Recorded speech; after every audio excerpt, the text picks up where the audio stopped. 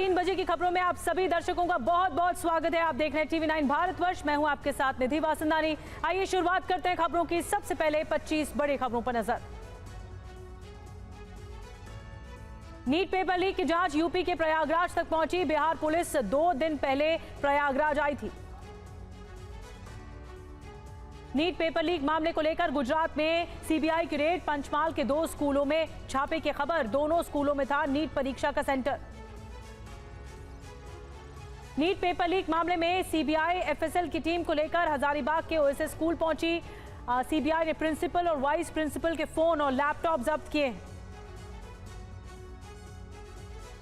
वहीं नीट विवाद को लेकर सुप्रीम कोर्ट में एक और याचिका दाखिल की गई है। याचिका पर कोर्ट ने एनटीए से मांगा जवाब। 8 जुलाई को दूसरी याचिकाओं के साथ होगी सुनवाई। नीट और क्रिमिनल लॉ के मुद्दों पर इंडिया गठबंधन के नेताओं ने ओम बिरला से मुलाकात की। राहुल गांधी, धर्मेंद्र यादव, सुप्रिया सुले बैठक में शामिल हुए। नीट विवाद पर महाराष्ट्र विधानमंडल में हंगामे के आसार। उद्धव ठाकरे ने पार्टी विधायकों से मॉनसून सत्र में नीट का मुद्दा उठाने को कहा। आज राज्यसभा में प्रधानमंत्री ने अपने मंत्रियों का परिचय कराया। कल सुबह 11 बजे तक राज्यसभा स्थगित।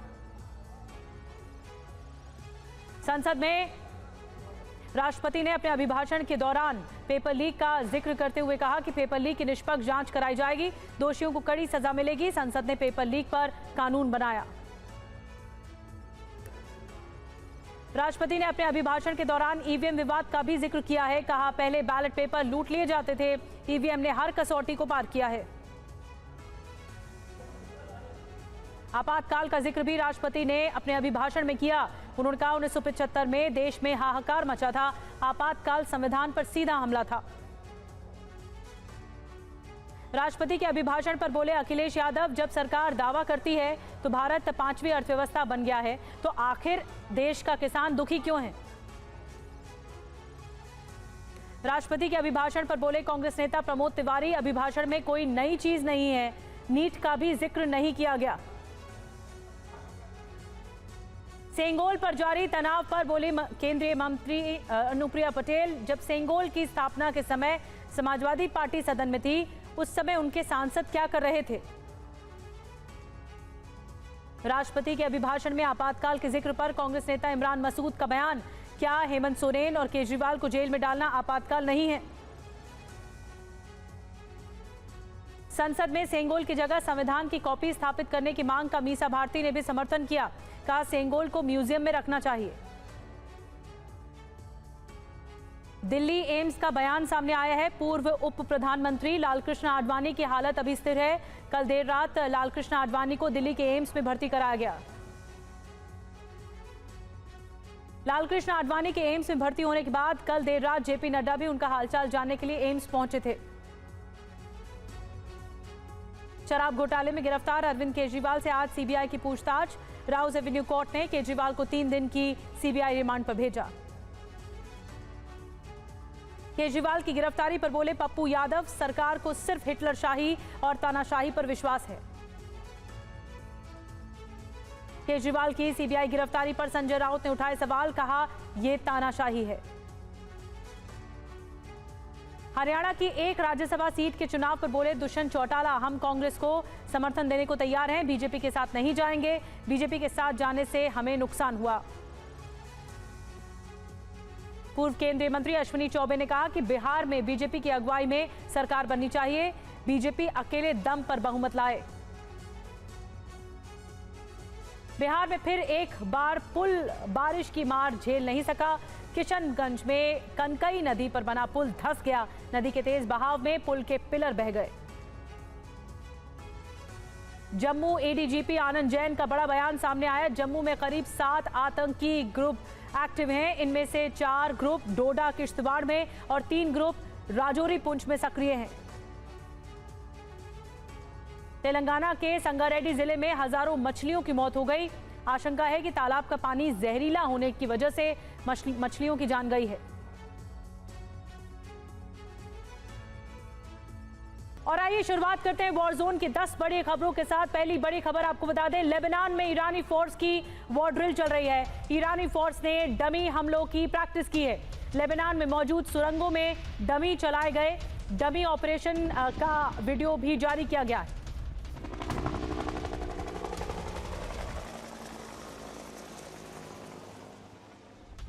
और एक और ब्रेकिंग न्यूज आपको बता दें, गाजा में इजरायल डिफेंस फोर्स का विध्वंसक हमला। कुछ देर पहले आईडीएफ की भीषण बमबारी, हमास के वेपन सप्लाई रूट पर बमबारी हुई है। हमले में मारा गया हमास वेपन सप्लायर।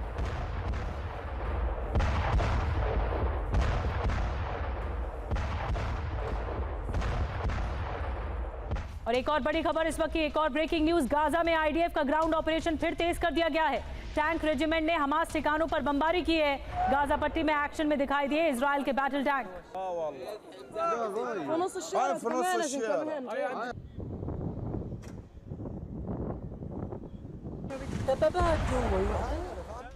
और इस वक्त की चौथी ब्रेकिंग न्यूज आपको बता दें, गाजा में अल रशीद स्ट्रीट पर फैली भुखमरी। फिलिस्तीन में रसद वाले ट्रकों का इंतजार, हजारों लोगों के सामने 2 वक्त की रोटी का संकट है।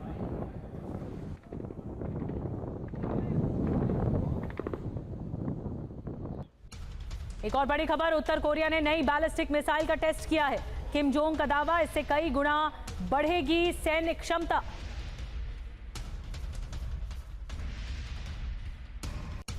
इस वक्त की छठी ब्रेकिंग न्यूज आपको बता दें, हमास का यूनिसेफ की रेस्क्यू टीम पर हमला। गाजा में यूनिसेफ पर अंधाधुंध फायरिंग की गई। आईडीएफ ने वीडियो जारी कर किया दावा, बच्चों को फैमिली से मिलाने का काम कर रहे यूनिसेफ।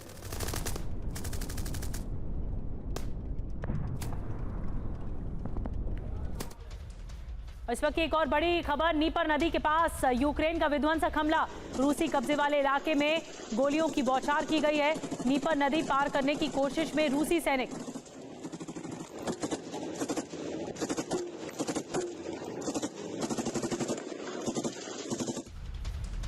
इस वक्त की 8वीं ब्रेकिंग न्यूज आपको बता दें, अवदीवका में रूसी आर्टिलरी का एक्शन देखने को मिला है।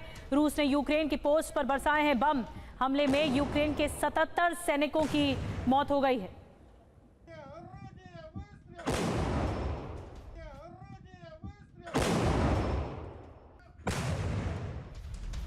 और इस वक्त की एक और बड़ी खबर, रूस का थर्मोबैरिक ग्लाइड बम से हमला। यूक्रेन के ड्रोन सेंटर को निशाना बनाया गया। ओडीएबी 1500 UMPK से बमबारी की गई है।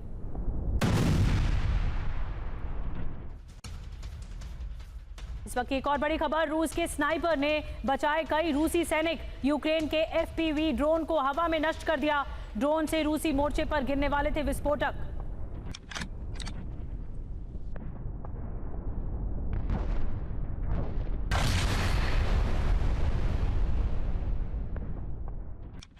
तो आज हम आपको बताएंगे कि किस तरह से हूती हाइपरसोनिक होता चला जा रहा है और किस तरह से एक बार फिर से अटैकिंग पोजीशन पर है। यूक्रेन से लेकर मिडिल ईस्ट तक बारूद की ज्वाला धधक रही है। रूस और यूक्रेन के बीच महाविनाशक जंग के बीच महायुद्ध में अमेरिका की भी एंट्री हो चुकी है। ब्लैक सी में रूस और अमेरिका के बीच बारूदी टक्कर हुई है। उधर हूती के हाथ विनाश का हथियार लग चुका है। इजरायल ने भी लेबनान पर विध्वंसक हमले की तैयारी कर ली है। किम और पुतिन की दोस्ती का विनाशक ट्रेलर पहली बार दुनिया के सामने आया है। सारी खबरें डिटेल में आपको बताएंगे, लेकिन पहले इस वक्त की सबसे बड़ी खबर यह है कि हूती का हाइपरसोनिक मिसाइल से अटैक हुआ है। इजरायली जहाज पर मिसाइल से अटैक हुआ है। अरब सागर में जहाज को निशाना बनाया गया। हूती ने खुद मिसाइल बनाने का दावा किया है।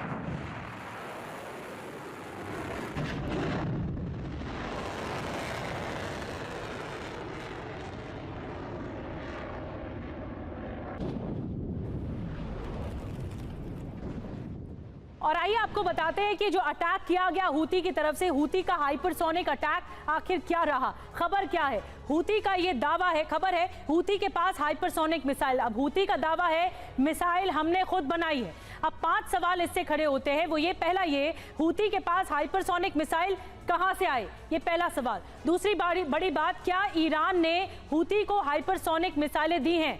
ईरान क्या बैकडोर से सपोर्ट कर रहा है? तीसरा सवाल, ईरान ने मिलिशिया ग्रुप के जरिए हूती को क्या मिसाइलें दी हैं? तीसरा सवाल ये। चौथा सवाल, क्या इजराइल से ईरान की प्रॉक्सी वॉर की तैयारी चल रही है ये। और पांचवा सवाल ये कि ईरान की हूती हिजबुल्लाह के जरिए क्या बड़े वॉर की तैयारी है, क्या बड़े युद्ध की तैयारी है। तो ये कुछ ऐसे 5 सुलगते सवाल हैं जो ताजा हमले में बताए जा रहे हैं। अब हिजबुल्लाह ने इजराइल के विध्वंस का ऐलान भी कर दिया है। हसन नसरल्लाह ने कहा है कि यहूदी जिस तीसरे टेंपल की परिकल्पना कर रहे हैं वो कभी साकार नहीं हो पाएगी। इजराइल ने भी हिजबुल्लाह के खात्मे के लिए विध्वंसक बारूदी और एटमी तैयारी शुरू कर दी है। इजराइल के टारगेट पर बेरूत है और हिजबुल्लाह का निशाना है यरूशलम। इसी पर ही रिपोर्ट देखिए।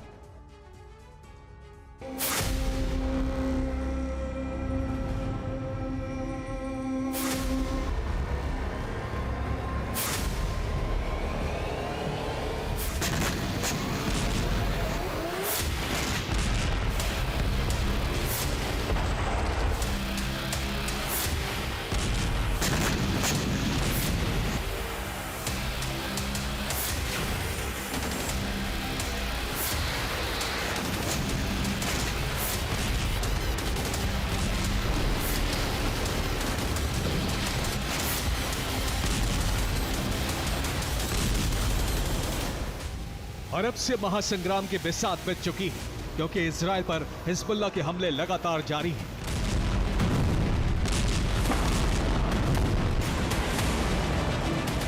पच्चीस जून को भी हिजबुल्लाह ने उत्तरी इजराइल पर हमले जारी रखे।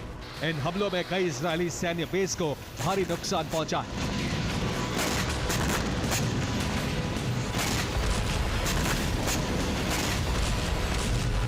हिजबुल्लाह के बढ़ते हमलों के बाद इजराइल ने युद्ध की घोषणा कर दी।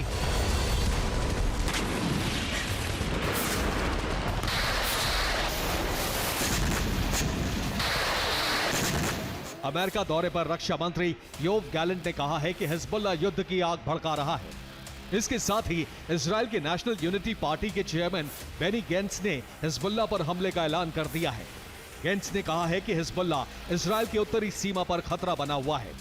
इजरायली सेना कुछ दिन में ही हिजबुल्लाह को समाप्त कर सकती है। युद्ध में इजराइल को भी नुकसान होगा और इसके लिए तैयार रहना चाहिए।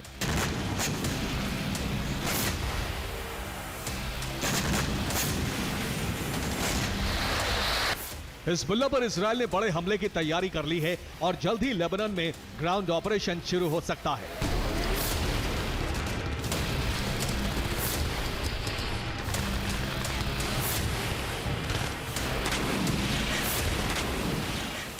गाजा में बड़ी संख्या में सैनिकों को लेबनान बॉर्डर भेजा गया है। लेबनान बॉर्डर पर इजराइल के सैकड़ों सैन्य वाहन तैनात हो चुके हैं। लेबनान बॉर्डर पर हथियार और रसद के लिए नए गोदाम तैयार किए गए हैं। लेबनान बॉर्डर पर इजराइल और अमेरिकी डिफेंस सिस्टम तैनात किए गए हैं। लेबनान बॉर्डर से सटे इलाकों को इजराइल ने खाली कराना शुरू कर दिया है।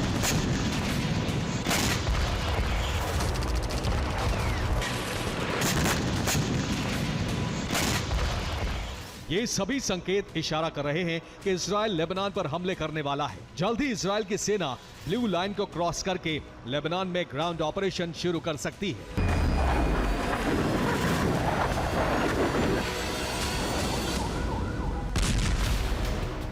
कनाडा, कतर, नॉर्वे, डेनमार्क सहित कई देशों ने अपने नागरिकों को लेबनान छोड़ने की सलाह दी है।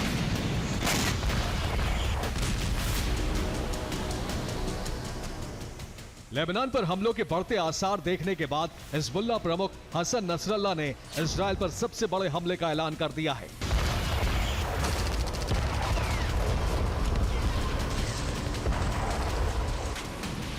हसन नसरल्लाह ने कहा है कि उसके लड़ाके यरूशलेम में इजराइल के राष्ट्रीय गौरव को कुचल कर रख देंगे।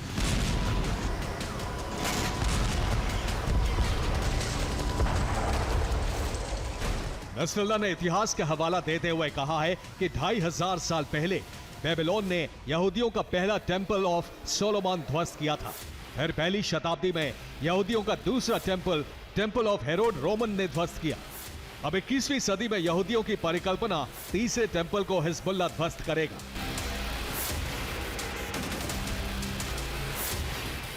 यहूदियों का तीसरा टेंपल एक परिकल्पना है जिसे ऐतिहासिक नगर यरूशलेम में बनाया जाएगा।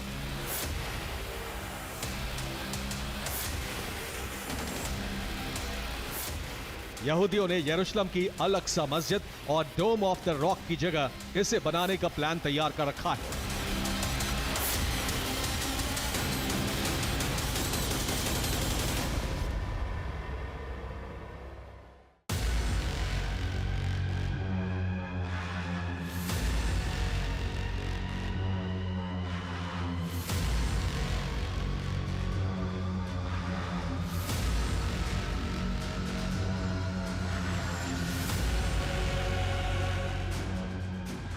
इस्लाम के तीसरे पवित्र स्थल पर यहूदियों के मंदिर की परिकल्पना से मुस्लिम जगत भड़का हुआ है और हिजबुल्लाह ने इसीलिए तीसरे टेंपल की परिकल्पना पर हमले का ऐलान कर दिया है।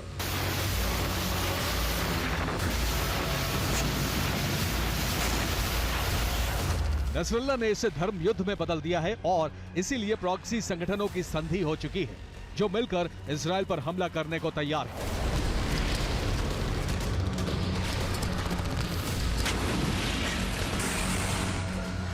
ये प्रॉक्सी संगठन हैं लेबनान से हिजबुल्लाह, यमन से हूती, पाकिस्तान से जैनबिया ब्रिगेड, अफगानिस्तान से फातिमिया ब्रिगेड, इराक से कैतब हिजबुल्लाह, इराक से ही इस्लामिक रेजिस्टेंस इराक का अल हश्द अल शाबी, इराक का पॉपुलर मोबिलाइजेशन फोर्सेस, इराक और सीरिया में सक्रिय असैब अहल अल हक, सीरिया से चलने वाला हराका हिजबुल्लाह अल नुजाबा, अशाब अल कहाफ और इराक सीरिया से ही कासिम अल जबारिन। इसे मुकाबमा या एक्सिस ऑफ रेजिस्टेंस यानी प्रतिरोध की धुरी कहा जाता है। ये सब ईरान के समर्थन से चलने वाले शिया मिलिटेंट संगठन हैं और इनके समर्थन में ईरान ने भी अमेरिका को चेतावनी दे दी है। अमेरिका के साथ साथ एक नेटो देश भी इजराइल के खिलाफ खड़ा हो गया है।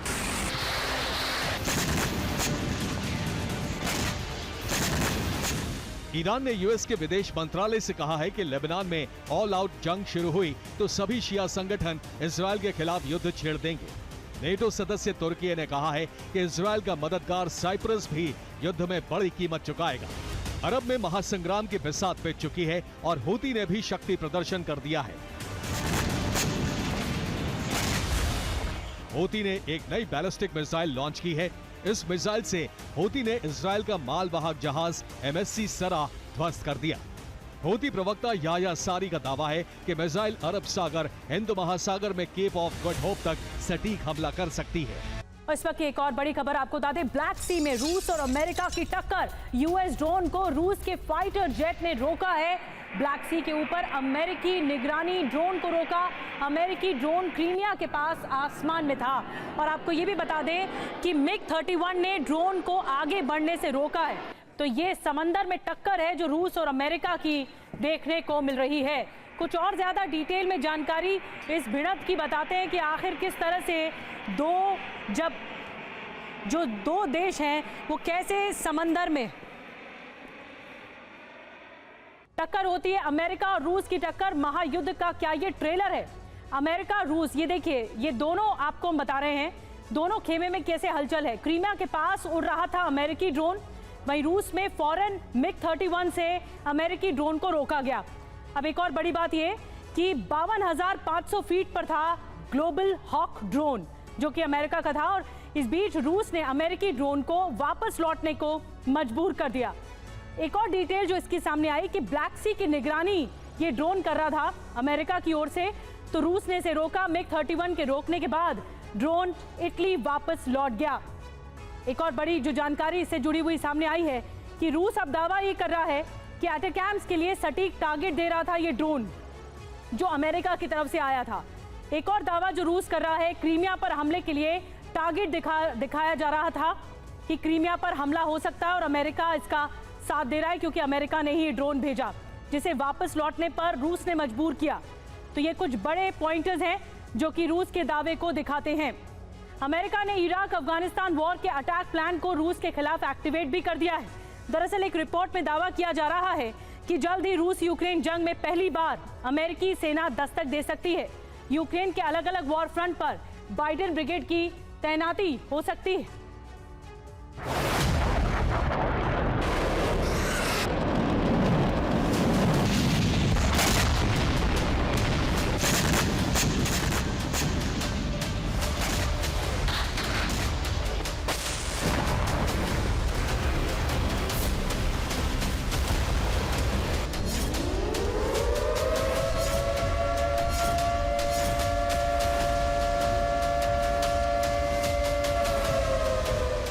महाशक्ति अमेरिका यूक्रेन की सरजमी पर अब तक विध्वंसक हथियारों की सप्लाई कर रहा था।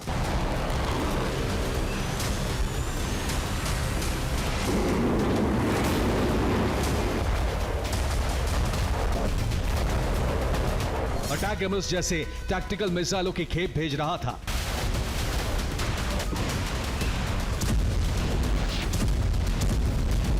वहीं यूक्रेन के सुरक्षा कवच को मजबूत करने के लिए सॉलिड डिफेंस सिस्टम कीव पहुंचाए जा रहे थे।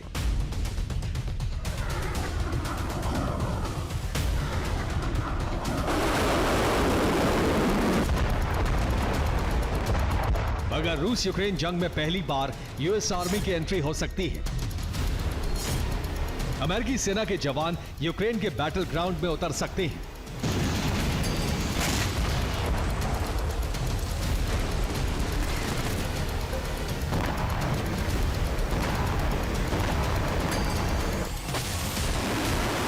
वहीं आशंका यह भी जताई जा रही है कि यूएस आर्मी के कमांडो यूक्रेन के अलग अलग इलाकों और वॉर फ्रंट में मोर्चा भी संभाल सकते हैं।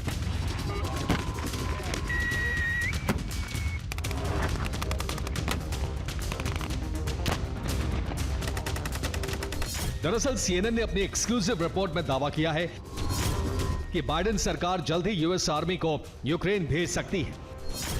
दावा है कि अमेरिकी सैनिक कॉन्ट्रैक्ट के तौर पर यूक्रेन जाएंगे ताकि यूक्रेन में मौजूद अमेरिकी हथियारों की मरम्मत कर सकें।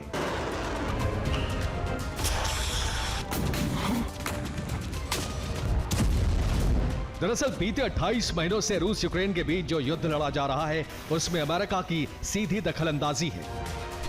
बाइडेन सरकार यूक्रेन की सबसे बड़ी मददगार है। पेंटागन लगातार गोला बारूद से लेकर हथियारों की खेप कीव पहुंचा रहा है। ऐसे में जंग में कबाड़ हो चुके अमेरिकी हथियारों की मरम्मत के लिए उनका इस्तेमाल युद्ध में फिर हो सके, ऐसे में बाइडेन सरकार यूएस आर्मी के इंजीनियर्स को यूक्रेन भेज सकती है।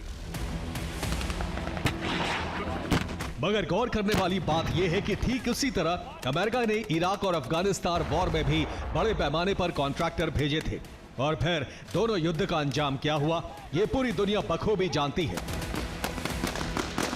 ऐसे में कुछ वॉर एक्सपर्ट्स ये आशंका जता रहे हैं कि इराक अफगानिस्तान की तरह इस बार भी अमेरिका यूक्रेन में सैनिकों की तैनाती का प्लान तैयार कर चुका है। जानते हैं कैसे? दरअसल 20 मार्च 2003 को इराक युद्ध का आगाज हुआ और करीब 8 साल बाद 15 दिसंबर 2011 को इराक वॉर खत्म हुई। इस दौरान अमेरिका ने करीब 1,60,000 सैनिकों को जंग में भेजा।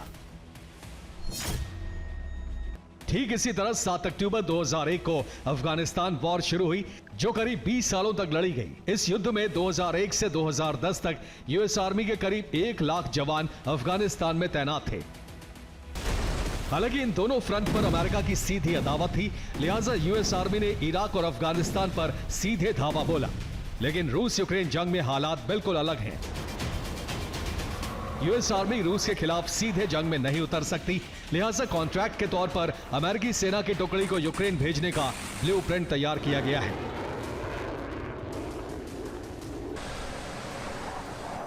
लेकिन बड़ा सवाल यह है कि अगर यूएस आर्मी यूक्रेन में दाखिल हुई तो उसकी तैनाती कहां होगी?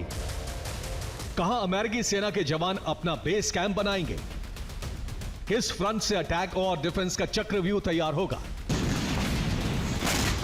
यह भी जान लीजिए।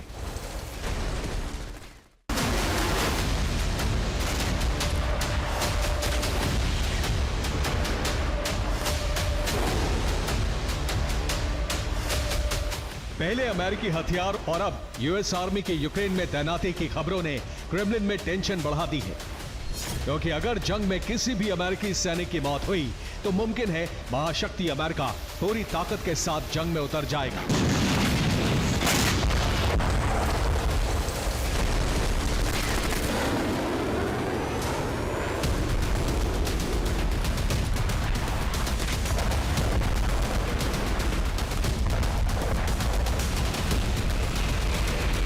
जिसका मतलब है महायुद्ध। शायद यही वजह है कि इस तमाम आशंकाओं के बीच अमेरिका और रूस के रक्षा मंत्रियों ने आपस में बातचीत की है। दावा तो यहां तक किया जा रहा है कि रूसी रक्षा मंत्री ने यूक्रेन आने वाले हथियारों और उनका इस्तेमाल रूसी इलाकों में होने पर आपत्ति जताई है।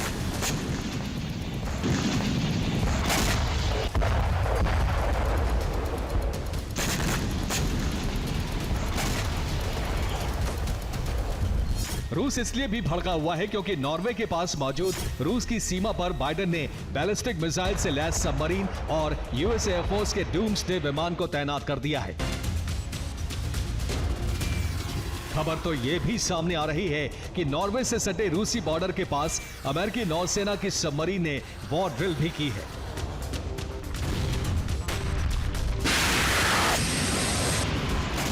मतलब साफ है कि अब रूस यूक्रेन जंग में अमेरिका खुलकर सामने आ रहा है।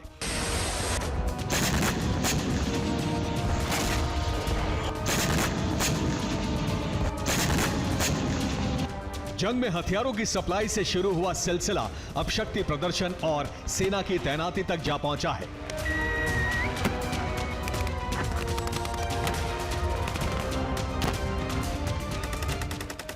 रूस की अलग अलग फ्रंट से घेराबंदी भी शुरू हो चुकी है और अमेरिका के इन्हीं तेवरों को लेकर महाजंग की आहट बढ़ चुकी है।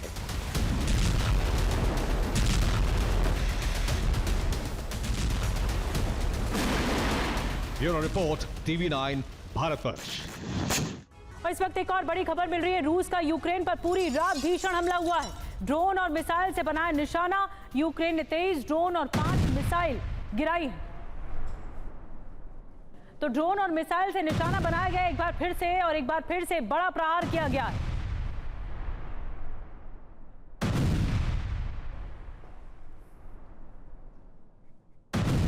और आइए डिटेल में जानकारी आपको देते हैं कि यूक्रेन पर जो बारूदी प्रहार हुआ है वो कैसे हुआ, कहां हमला हुआ। सबसे पहले आपको बताते हैं कि कहां हमला हुआ है। कीव, ताम्बोव, कुर्स्क और क्रीमिया, इन 4 जगहों पर हमला हुआ है और एक बड़ा बारूदी प्रहार है ये। इसके अलावा आपको बता दें कि हथियारों से हमला हुआ है। कौन कौन से हथियार? शाही ड्रोन जो इस हमले में इस्तेमाल किए गए वो 23 शाही ड्रोन इस्तेमाल किए गए, जिसमें मिसाइलें इस्तेमाल की गई वो 6 मिसाइलें इस्तेमाल की गई जिससे अटैक किया गया। यूक्रेन का जवाब 23 ड्रोन मार गिराए हैं, 4 क्रूज, 1 गाइडेड मिसाइल भी यूक्रेन की तरफ से ढेर कर दी गई है। तो यूक्रेन और रूस के बीच में एक बार जो जंग है वो फिर से नए चरम पर पहुंचती हुई दिख रही है। यूक्रेन ने रूस पर बड़ा अटैक किया, रूस के एनर्जी सेक्टर और कई मिलिट्री बेस तबाह कर दिए। जेलेंस्की ने क्रीमिया पर भी हमले किए। यूक्रेन के हमलों का बदला पुतिन, नेटो और उसके मित्र देशों से लेने वाले हैं। रूस के युद्धपोत और submarine ready to attack mode पे हैं। इंतजार सिर्फ पुतिन के सिग्नल का है।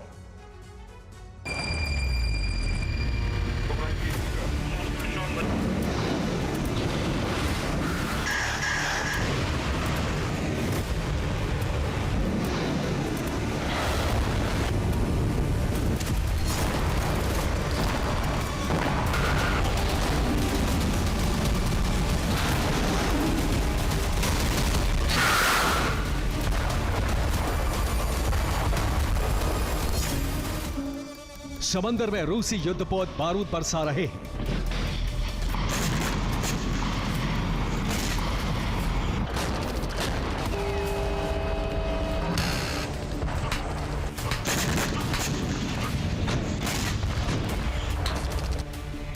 पुतिन की सबमरीन दुश्मन को तबाह करने की प्रैक्टिस कर रही है।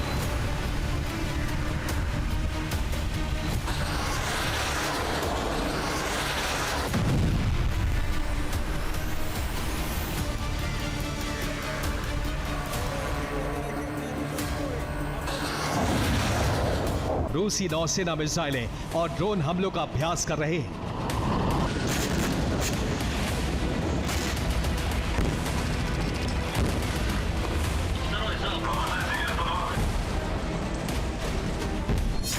बाल्टिक सागर, जापान सागर, अखोत्स्क सागर, ब्लू जोन के इन 3 क्षेत्रों पर इस वक्त रूस ने घेरा डाल रखा है। यहां रूसी नेवी इतने बारूद के साथ समंदर में उतरी है कि एक पूरे मुल्क को धरती के नक्शे से मिटा सकती है। पुतिन ने यह घेरा बाइडेन के मित्र राष्ट्रों के लिए डाला है। एक ऐसा चक्रव्यूह रचा है जिसे तोड़ पाना उनके लिए बेहद मुश्किल है।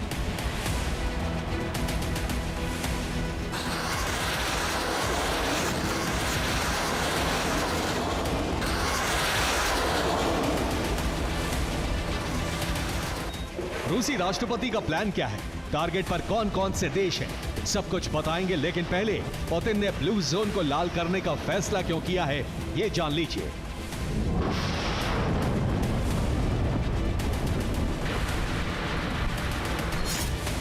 तेईस जून को क्रीमिया पर हमले का लेटेस्ट वीडियो सामने आया है। ये वीडियो सेवास्तोपोल बीच का है। समंदर किनारे रूसी नागरिक मौजूद हैं। अचानक आसमान से क्लस्टर बम गिरने लगते हैं। लोग जान बचाकर भागना शुरू कर देते हैं।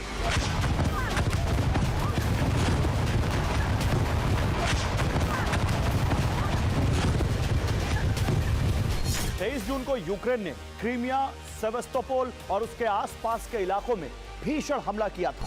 सेवास्तोपोल के समंदर किनारे भी यूक्रेन ने क्लस्टर बम गिराए थे। इस हमले में 5 लोगों की मौत हो गई, 150 से ज्यादा लोग घायल हैं। 23 जून को क्रेमलिन के प्रवक्ता दिमित्री पेस्कोव ने अमेरिका को इसका गंभीर परिणाम भुगतने की चेतावनी दी थी। बाल्टिक सागर में रूस की सेना बड़ी मिलिट्री ड्रिल कर रही है। इस ड्रिल में रूस के 10 से ज्यादा वॉरशिप, सबमरीन और ड्रोन हिस्सा ले रहे हैं। बड़ी बात यह है कि ड्रिल में Russian navy electric jamming system का भी परीक्षण कर रही है।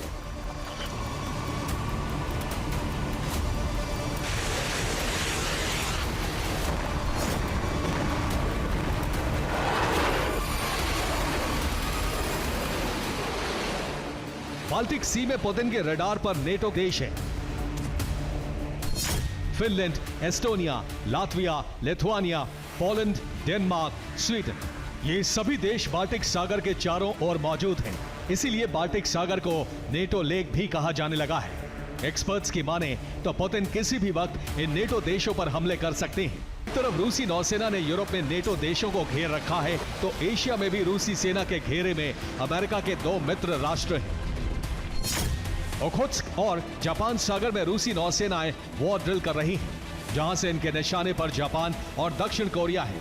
एक्सपर्ट्स की माने तो रूसी राष्ट्रपति होकाइडो आइलैंड्स पर कब्जे की तैयारी में है, ताकि अमेरिका और सहयोगियों को बड़ा जख्म दे सके। दरअसल कुरील और होकाइडो द्वीप को लेकर रूस और जापान के बीच विवाद है। दोनों देश इन द्वीपों पर अपना अपना दावा करते हैं। कुरील द्वीप पर रूस पहले ही कब्जा कर चुका है। अब उसके निशाने पर होक्काइडो आइलैंड है, जिसे वो जापान से छीनना चाहता है।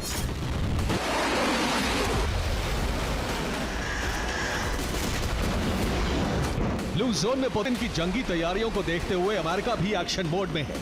अमेरिका ने नॉर्वेजियन सागर में डूम्सडे प्लेन और परमाणु शक्ति से संपन्न ओहायो क्लास की सबमरीन को तैनात कर दिया है। और आइए खबरों में आगे बढ़ते हैं, बात करते हैं नीट पेपर लीक खुलासे की।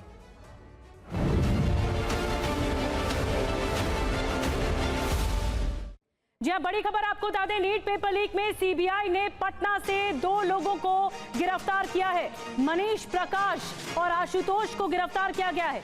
2 और लोगों को गिरफ्तार किया गया है। छात्रों को अपनी गाड़ी में ले जाता था मनीष, इन पर आरोप है। और आशुतोष के घर में छात्रों को ठहराया गया था, ठहराया भी जाता था जिन छात्रों को नीट देना था पेपर और जिन छात्रों को आंसर्स रटवाए गए थे। इन्हीं छात्रों को लेकर गाड़ी में ले जाता था एक आरोपी मनीष और दूसरा आरोपी अपने घर में ठहराया जाता था दूसरे आरोपी की तरफ से छात्रों को। तो ये बड़ा खुलासा हुआ है। 2 गिरफ्तारी हुई है। पटना से सीबीआई ने पहली गिरफ्तारी की और जो दूसरी गिरफ्तारी है वो भी बहुत अहम बताई जा रही है। आज ही आशंका थी कि बड़ी गिरफ्तारियां हो सकती हैं, क्योंकि जिस तरह से खुलासे रांची से लेकर हजारीबाग तक हुए हैं, इस मामले में एक एक कड़ी को जोड़ने की जांच एजेंसी कोशिश कर रही है और इसी के तहत ये गिरफ्तारी बड़ी बताई जा रही है। 2 और लोगों को गिरफ्तार किया गया है, 2 आरोपी जिसका नाम बताया जा रहा है मनीष प्रकाश और आशुतोष।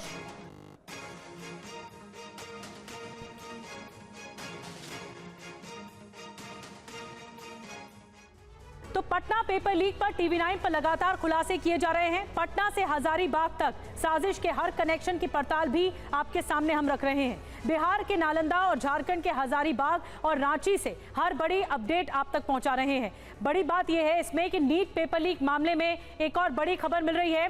सीबीआई ने चिंटू मुकेश को रिमांड पर लिया है, जिनकी गिरफ्तारी हुई थी। सीबीआई विशेष अदालत ने 8 दिन की रिमांड पर भेजा है। इन आरोपियों को बेऊर जेल में दोनों का मेडिकल कराया गया है। और आपको बता दें कि आरोपी चिंटू कुमार के गांव से संवाददाता कुमार कुंदन की एक रिपोर्ट दिखाते हैं। इस वक्त हम उसके गांव में पहुंचे हैं। इस पूरी घटना के बाद से घर के लोग फरार हैं। उसके पिताजी हैं, उसकी माताजी हैं, उसका छोटा भाई भी है, ओम प्रकाश उसके पिताजी का नाम है। और ये जो घर है ये उसी का घर है, चिंटू का। फिलहाल घर में कोई नहीं है और ताला लगा हुआ है। हालांकि यहाँ भी पुलिस की टीम तहकीकात करने के लिए आई हुई थी, लेकिन चूंकि कोई है नहीं घर में इसलिए कोई मिला नहीं है और पूरे लोग यहाँ से फरार हैं। ये चिंटू के बारे में आप लोगों को कैसे पता चला? ये सब न्यूज के द्वारा देखे हैं सर हम लोग। अच्छा, इसी गांव में पैदा हुए हैं? हाँ हाँ बिल्कुल। और कुछ पता नहीं चला कि पेपर लीक और तमाम तरह की चीज़ों में पहले नाम? ये ना, ये सब हम लोग का मामला नहीं था। हम लोग तो न्यूज में देख के समझे कि हमारा गांव का एक आदमी इसमें है। चिंटू यहीं रहता था, बाद में बाहर निकल गया? छोटा बच्चा में तो यहाँ रहता था। अच्छा, थोड़ा बड़ा होने पर बाहर चला गया। अच्छा, उसके बाद पता नहीं चला किस संगति में? नहीं वो सब पता नहीं। ना आते जाते वो रहता था यहाँ, हमेशा आते जाते रहता था। आता जाता रहता था? हाँ हाँ। संगत उंगत खराब हो गया था क्या बाहर में? न वो कुछ तो शुरू से वो लोग कहा है, बाहर ही निकल के वो लोग कुछ ना कुछ करते रहता था। और आरोपी चिंटू के बारे में आपको बताया एक और बड़ी खबर। नीट पेपर लीक में आरोपी संजीव मुखिया को लेकर बड़ा खुलासा हुआ है। संजीव की कोर टीम में शामिल थे रिश्तेदार। संजीव की कोर टीम में सबसे भरोसेमंद लोग शामिल थे।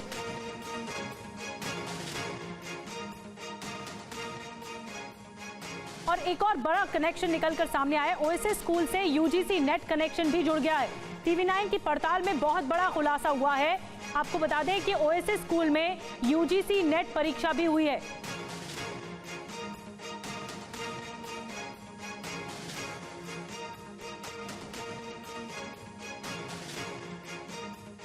तो ये कनेक्शन भी बहुत बड़ा है क्योंकि यूजीसी नेट से भी तार जुड़ते हुए दिख रहे हैं ओएसएस स्कूल के। तो क्या यूजीसी नेट की ओएसएस स्कूल में जो परीक्षा हुई उसमें भी लीक कांड को अंजाम दिया गया? इस सवाल का जवाब सीबीआई लगातार तलाश रही है। सीबीआई का ये शक है कि इसीलिए यूजीसी नेट को लेकर भी गहराता जा रहा है और इस एंगल से भी जांच की जा रही है, क्योंकि जब 18 जून को यूजीसी नेट परीक्षाएं हजारीबाग के ओएसएस स्कूल सेंटर पर कराई गई, तब पहले ही ये स्कूल सवालों के घेरे में आ चुका था। यही वजह है कि कई सवाल अब भी उठ रहे हैं। अब सवाल क्या है, देखिए आपको डिटेल में जानकारी देते हैं। ओएसएस स्कूल में यूजीसी नेट परीक्षा क्यों करवाई गई जब पहले ही नाम आ चुका था नीट पेपर लीक मामले में? क्या एनटीए ने जानबूझकर ओएसएस सेंटर को चुना, ओएसएस स्कूल के सेंटर को? नीट केस में स्कूल की भूमिका को नजरअंदाज क्यों किया गया?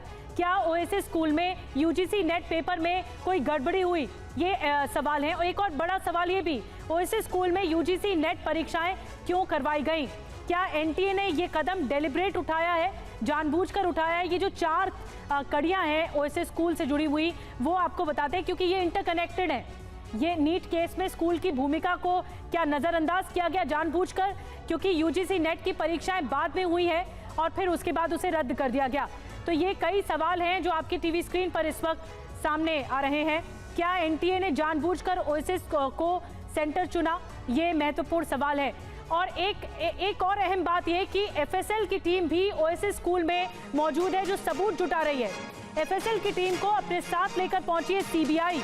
अभी तक सीबीआई ने 3 मोबाइल फोन जब्त किए, प्रिंसिपल के 2 फोन और वाइस प्रिंसिपल का 1 फोन जिसे जब्त किया गया है। अब देखिए मोबाइल फोन को खंगाला जाएगा, राज बेपर्दा किए जाएंगे। ये फोन बहुत बड़ी कड़ी है। जो प्रिंसिपल है ओएसएस स्कूल के और वाइस प्रिंसिपल हैं, दोनों सवालों के घेरे में है। अब फोन की जांच की जाएगी।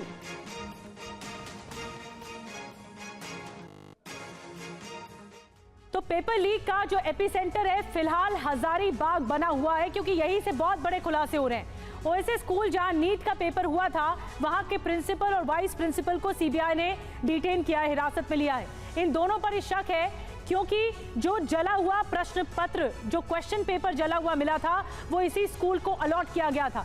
Vice principal Imtiaz exam centre के सुपरिटेंडेंट थे। देखिए किरदार क्या है, जगह ओएसएस स्कूल है, ये एक तरह से एपिसेंटर है। इसमें किरदार कौन है? एहसान उलग जो प्रिंसिपल है और इम्तियाज आलम जो वाइस प्रिंसिपल है, दोनों अभी हिरासत में हैं। शक क्यों है? जला हुआ प्रश्न पत्र इसी स्कूल को अलॉट हुआ था और इम्तियाज एग्जाम सेंटर के उस वक्त सुपरिटेंडेंट थे, इसीलिए शक ज्यादा है। अब जांच का अपडेट क्या है आपको बताते हैं। दोनों के लैपटॉप, दोनों के प्रिंसिपल और वाइस प्रिंसिपल के लैपटॉप जब्त कर लिए गए हैं। सीबीआई ने 3 मोबाइल फोन इस मामले में जब्त किए हैं। प्रिंसिपल के 2 मोबाइल फोन जब्त किए गए हैं। ये जांच का अपडेट है। वाइस प्रिंसिपल का एक फोन भी सीबीआई के पास है। 3 महीने की कॉल डिटेल की जांच की जा रही है, किस किस से बात की गई प्रिंसिपल्स के जरिए, और ये भी जानकारी हासिल की जा रही है कि कनेक्शन क्या है। 3 महीने की कॉल डिटेल्स बहुत अहम कड़ी होगी। मोबाइल से कई राज सामने आएंगे। और एक और बड़ी खबर, ओएसएस स्कूल के प्रिंसिपल वाइस प्रिंसिपल से सबूत जुटा रही है सीबीआई। प्रिंसिपल के 3 महीने की कॉल डिटेल की जांच हो रही है। सीबीआई कॉल डिटेल से सबूत जुटाने का काम कर रही है। प्रिंसिपल वाइस प्रिंसिपल के लैपटॉप भी जब्त किए गए हैं। दोनों के घर से लैपटॉप जब्त किए गए हैं।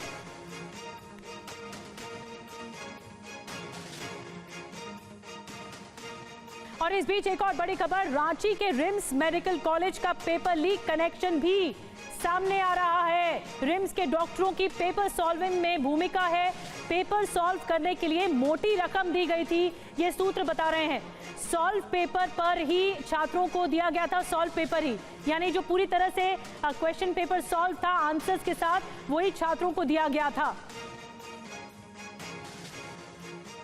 इस जांच के दौरान एक तथ्य यह भी सामने आया है कि जो पेपर लीक कराया गया था, उस पेपर को सॉल्व करने के लिए इसे झारखंड के रांची के इसी रिम्स मेडिकल कॉलेज यानी Rajendra Prasad institute of medical sciences के एमबीबीएस के छात्रों के पास भेजा गया था। लगभग 10 ऐसे डॉक्टर्स के नाम इस पूरे मामले में आ रहे हैं जिन्होंने लीक पेपर को सॉल्व किया था और सॉल्वर गैंग के कहने पर उस पेपर को सॉल्व करके वापस उनको भेजा था और उसके बाद छात्रों को वही सॉल्व पेपर दिया गया था, वही पेपर रटाया गया और अगले दिन इम्तिहान में वही पेपर आया था। फिलहाल इस तरह के ये गंभीर आरोप लग रहे हैं। सीबीआई इस पूरे मामले में जांच कर रही है। इससे पहले ये तथ्य न सिर्फ बिहार पुलिस की जांच में बल्कि ईओयू की जांच में भी ये तथ्य सामने आ चुके हैं। हालांकि ये आरोप कितने सत्य हैं इसकी जांच करना बाकी है, लेकिन सीबीआई अब इस पूरे मामले में जो जांच के तार हैं वो ना सिर्फ गुजरात, बिहार बल्कि अब झारखंड में भी पहुंच चुके हैं। सीबीआई इस पूरे मामले में ऑलरेडी हजारीबाग में जांच कर रही है और संभावना यह जताई गई है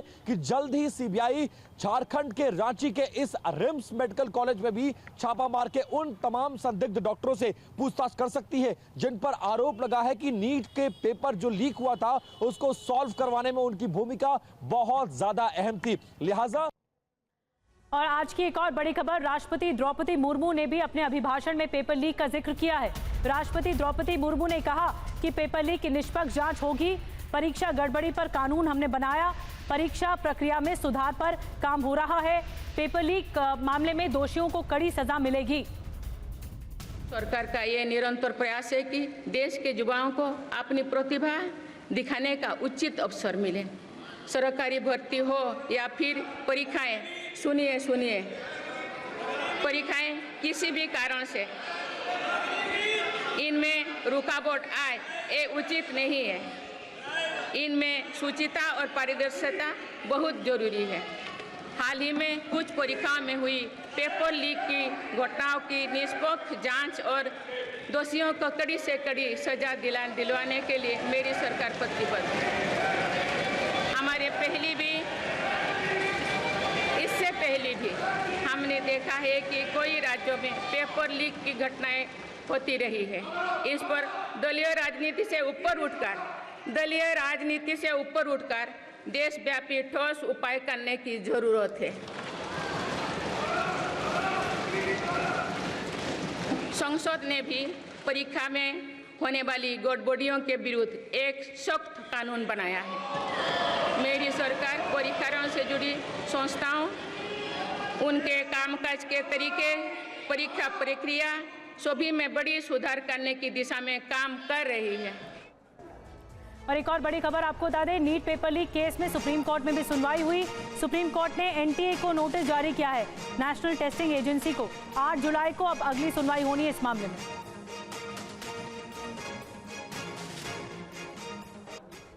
और इसी के साथ फिलहाल एक छोटे से ब्रेक के लिए रुकना होगा, लेकिन ब्रेक के बाद भी खबरों का सिलसिला लगातार जारी है।